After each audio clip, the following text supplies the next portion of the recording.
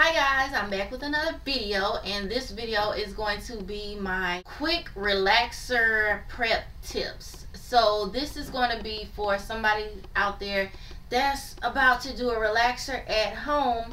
I'm going to tell you guys how I prep my hair for a relaxer when I'm getting ready to put a relaxer in. And I do this prep at least 7 days before I'm going to do a relaxer. So if you're interested in my quick tips, then please stay tuned. Okay, you guys, 7 days before my relaxer, I always wash my hair. I get my hair really clean. I use a sulfate shampoo, and I really clean my scalp really good. And I do that 7 days before my relaxer. And then after I'm done with that, I will blow dry my hair with a comb attachment.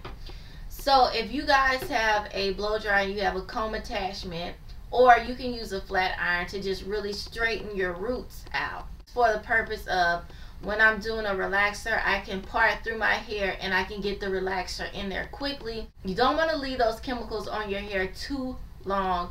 You just want to be kind of quick when you do it. That's why I always try to blow out my roots or flat iron my roots. And you can just flat iron just your roots, just your new growth, to make the application process faster. This is a bit of a hard one for me and probably for a lot of people out there. You don't want to scratch your scalp. You especially don't want to scratch your scalp with your fingernails. If you have to, if your itch is really bad, I would say take just the balls of your fingers and just rub that in there like that.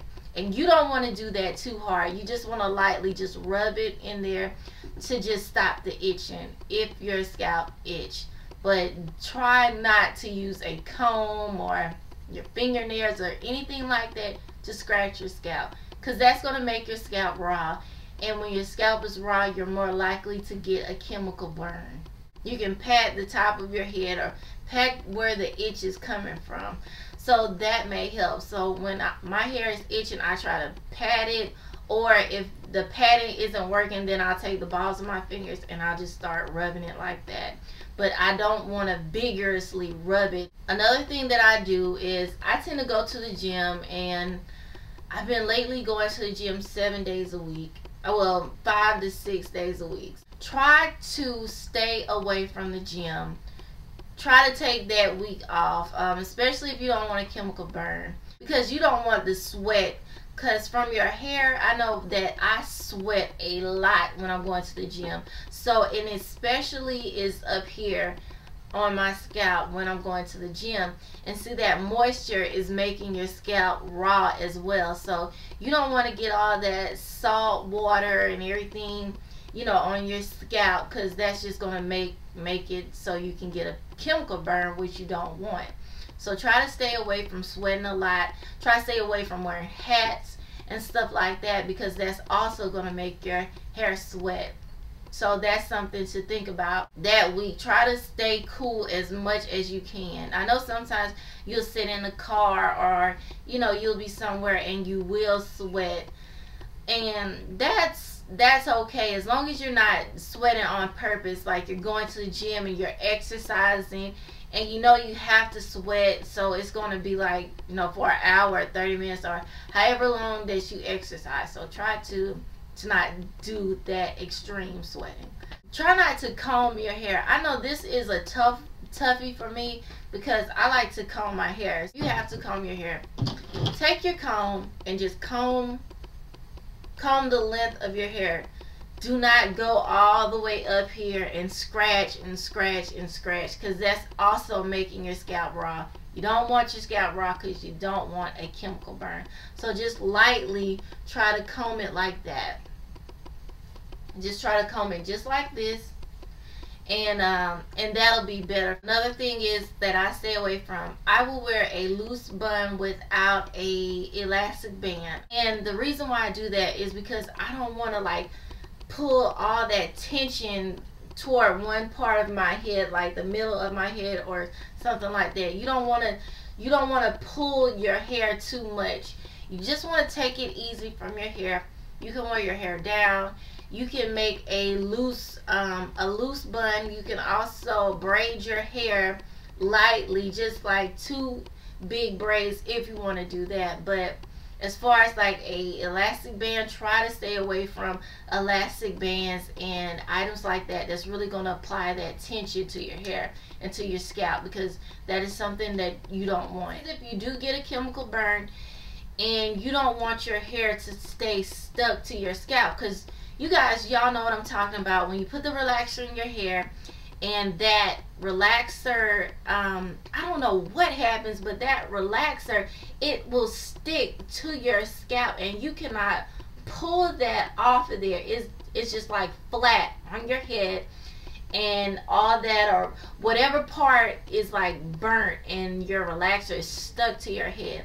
If you don't want your relaxer stuck to your head after you get a chemical burn, what I do is I take my Sea Breeze for sensitive skin. This is the one I use. And after I've shampooed all of the relaxer out of my head, make sure you get all that relaxer out of your head. You don't want that relaxer in there, especially when you pour your Sea Breeze in there. So after I've gotten all the relaxer that I can see in there, your neutralizing shampoo is as white as you can get it and there's no pink in sight, then definitely take your Sea Breeze, your astringent. It can be any astringent that you have. You don't have to use this one, but I use this one because it's for sensitive skin. So what I do is I find where I think that I may have burnt my scalp, and I take my Sea Breeze and I'll just pour it right there where I think that the chemical burn is. More than likely you can tell where you have the burn because it'll be tingling and it'll just feel funny. So you take your Sea Breeze and you just pour it right on that spot and you just let it sit for a couple minutes and you wash it out. Now with me, it doesn't tend to burn my hair. It does tingle. It does tingle your scalp really well. It doesn't burn, but it definitely tingles. So you pour that in there and then you can rinse it out. Take your deep conditioner, deep condition your hair, wash that out, and like as soon as you get ready to like blow dry it or air dry it, it will not stay stuck to your scalp. And that's a tip if you have a chemical burn or you think you have a chemical burn. You pretty much know if you have a chemical burn or not because like I said, it'll be like it'll feel really weird. So those are my quick relaxer tips. I hope you guys enjoyed this video. I hope this helps somebody out there that's looking for some relaxer tips or relaxer preps.